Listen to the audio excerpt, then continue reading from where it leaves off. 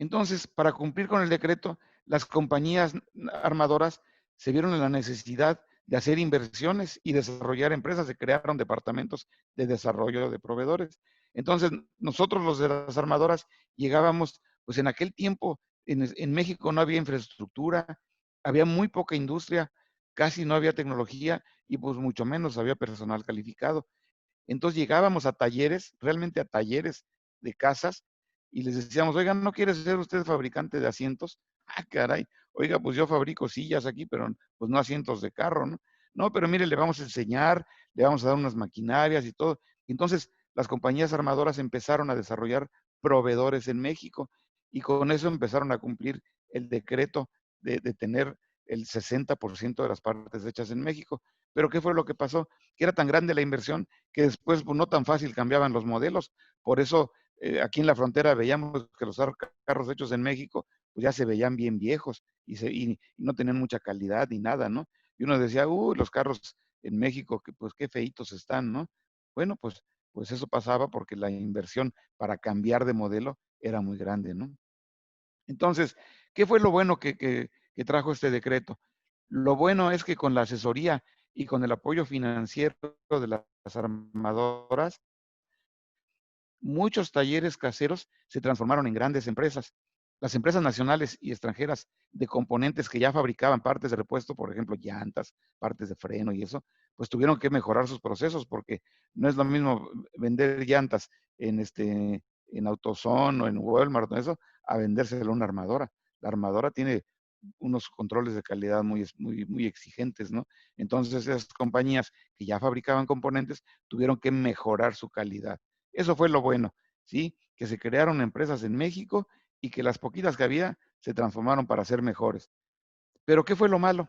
También hubo algo malo, que como los fabricantes nacionales se sentían protegidos por el gobierno, no, pues entonces hacían lo que querían, al precio que querían. Quizá muchos de aquí no se acuerden, pero en México llegamos a tener eh, inflaciones del 250%. ¿Por qué? Porque cada quien hacía lo que quería y como la frontera estaba cerrada, pues o comprabas lo que había en México o no comprabas nada.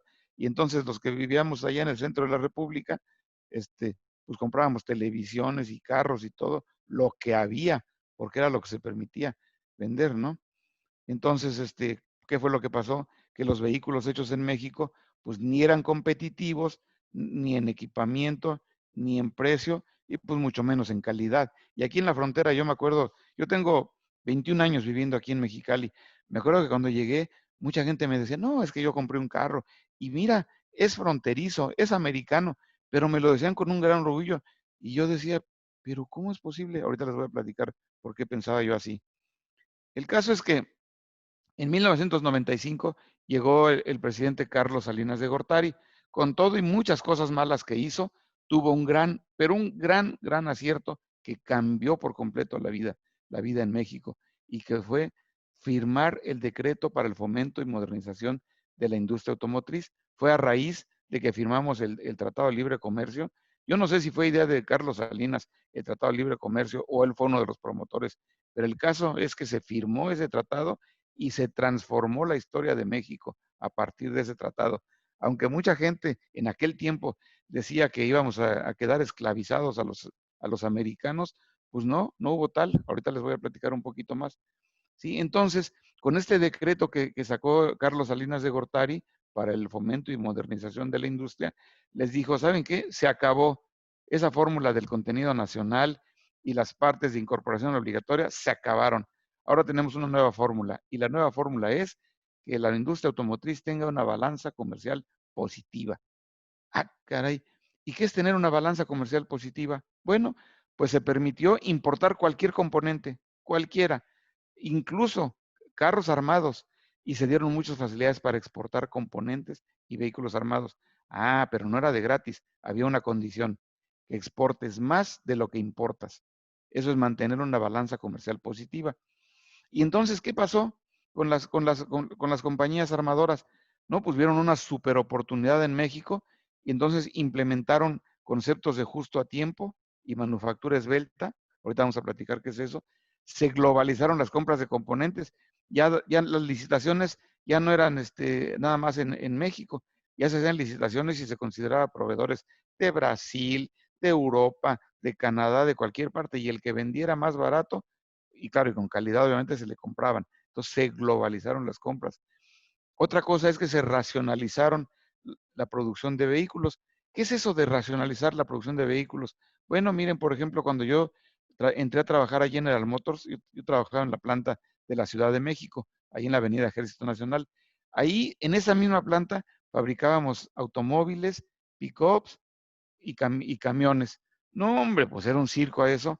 Con trabajo sacábamos 65,000 unidades al año, pero con muchos trabajos, porque hacíamos de chile, dulce y de manteca, ¿no? Racionalizar es que General Motors dijo, oye, pues con esto de Tratado de Libre Comercio se abrieron las puertas para hacer inversiones muy importantes. Entonces, edificó General Motors una planta grandísima en Ramos Arizpe, Coahuila, exclusivamente para automóviles.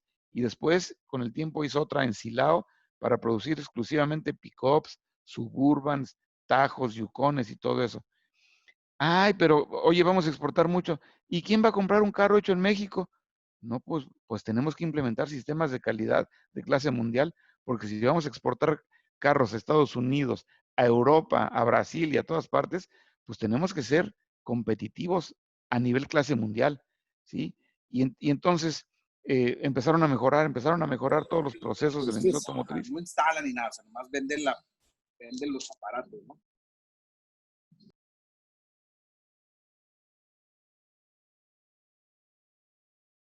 Ah, ¿sí me escuchan? Sí, ahorita ya. Sí, Sí. Ah, ok. Maestro, ya. Y entonces se crearon y atendieron nuevos nichos en el mercado nacional. ¿Qué es eso de se crearon nuevos nichos? Sí, por ejemplo, antes, pues, quién iba a invertir en herramientales y componentes, todo para hacer unos cuantos Corvettes? No, pues no. ¿Quién iba a hacer unos cuantos Lincoln? Pues no valía la pena, era carísimo. Pero ya con esta fórmula de Salinas, pues ya se podían importar carros armados, siempre y cuando exportáramos más.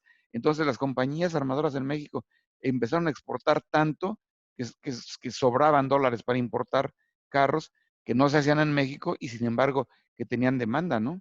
Y por eso empezaron a llegar, pues, una serie de carros que ya se habían ido, ¿no? Bueno, entonces, ¿qué fue lo que pasó? Que en muy poco tiempo las armadoras mexicanas tuvieron que alcanzar estándares de eficiencia y calidad a nivel clase mundial, porque ahora sus productos iban a competir a los mercados más exigentes del mundo. Imagínense Volkswagen produciendo carros para exportar a Alemania. Imagínense que ustedes lleguen a Alemania y que digan, oiga, ¿cuánto vale ese Golf? Ah, mire, es barato porque está hecho en México y está mal hecho. ¿Qué iba a decir un alemán de eso? No, hombre, ¿qué les pasa, no? No, no, no. Entonces, tuvimos que incrementar la calidad para competir al mismo nivel, de tal manera que cuando se exportan los carros mexicanos, en cualquier lugar del mundo tienen la mejor calidad.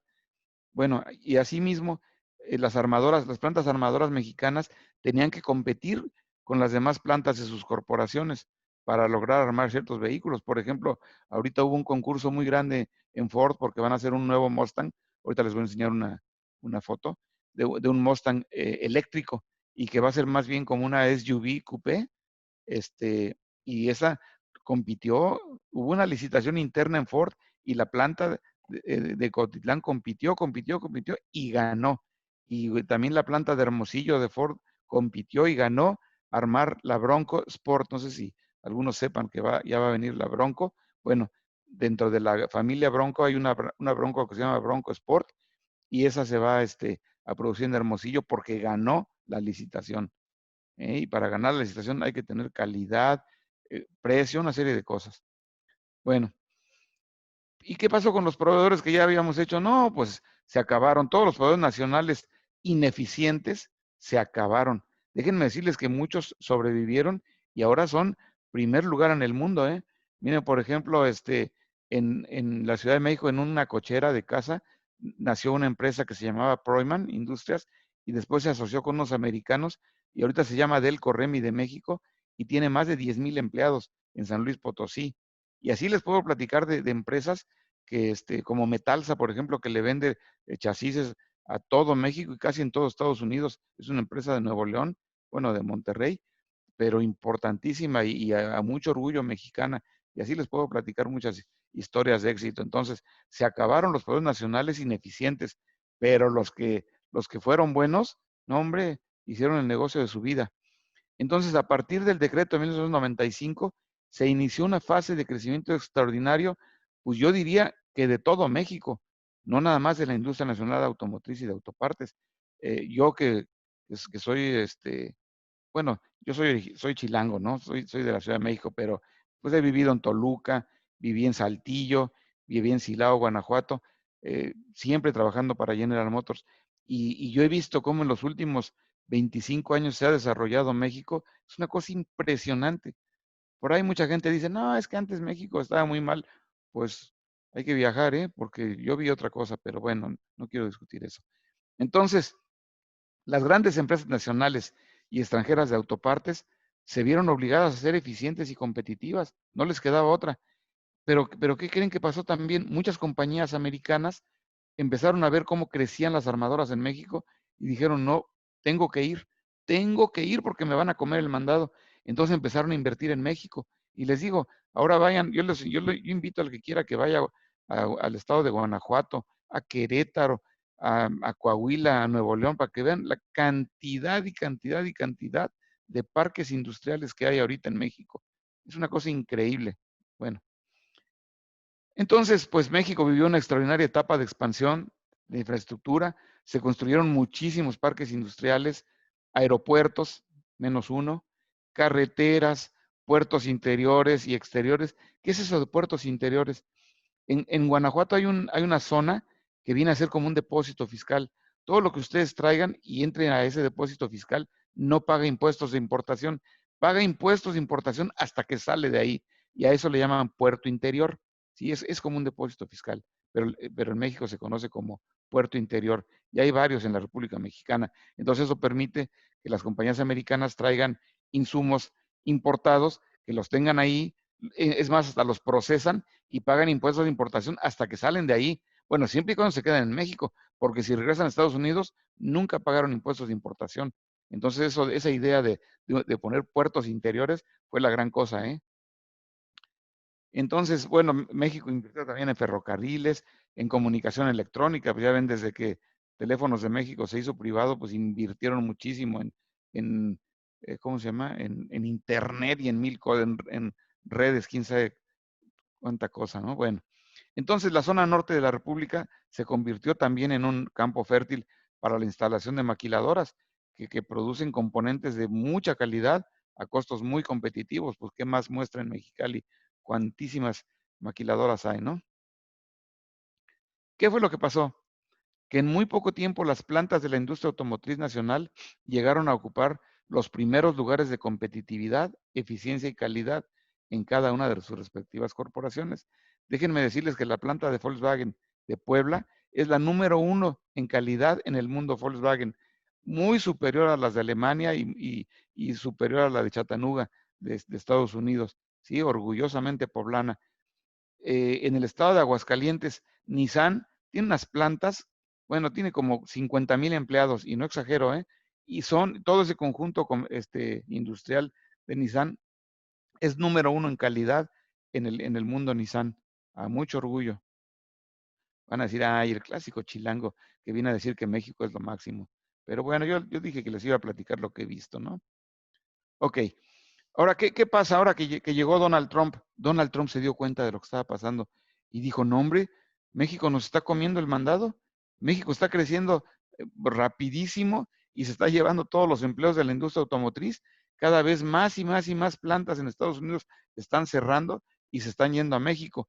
Y no nada más por el costo, también por la calidad. Entonces dijo, tengo que negociar un nuevo tratado de libre comercio. Y negoció el USMCA, que en México se llama TEMEC, pero es el USMCA, que quiere decir Estados Unidos, México y Canadá.